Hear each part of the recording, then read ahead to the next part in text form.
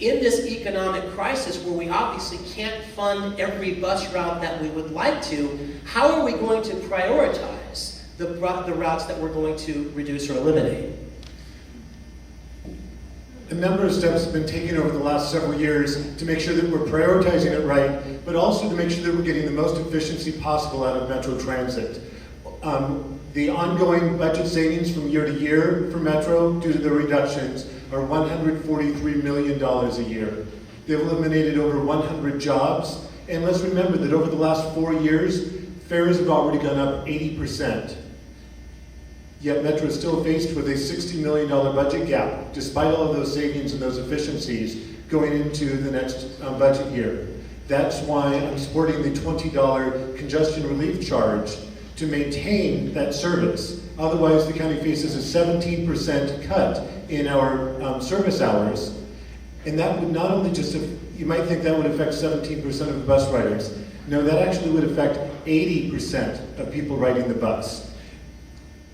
As we've prepared to ask the public to step up and support Metro in this way, we've also adopted, with my support on the council, a new strategic plan, making sure that what we're looking at to allocate Metro service is productivity, geographic distribution, and social justice, to make sure that we're not leaving any communities out.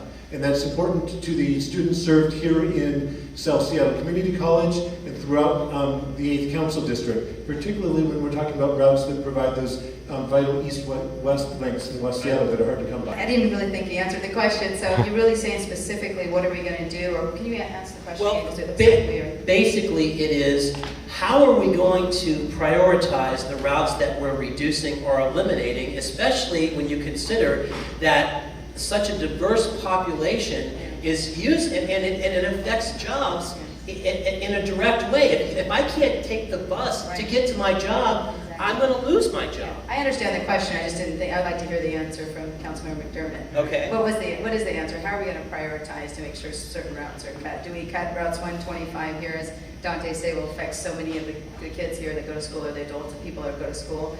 Or are we going to cut routes that run into downtown Seattle, take people to work? What's the answer to that? What would you do?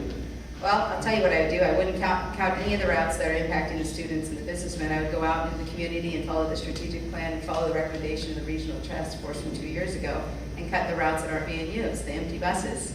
You know, we all see the empty buses, and the inefficiency that exists in King County Metro. It doesn't matter if you cut 100 million, you cut 200 million, 300 million, if we've allowed it to balloon to a state where our overhead, our costs, our administration, and our inefficiencies are so great. We need to continue to take more cuts to the inefficiencies to eliminate the routes that don't exist, and to threaten children and kids and seniors and those that are you know, that need transportation to get anywhere, and to force them to come out in droves, hundreds or thousands, to come out to testify how important buses are. We know how important buses are. We don't need anyone to tell us how important the buses are to get us to where we need to go.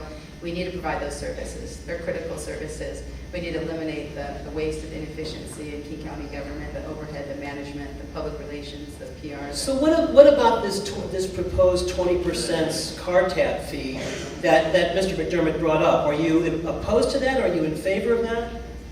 And I'm opposed to it because it is certainly a regressive tax. $20 to be charged to, you know, it may not mean a lot to someone that makes a lot of money, but to someone who's trying to, you know, license their 1976 Chevette versus their 2011 Lexus or Cadillac, it's a big difference. $20 means a lot.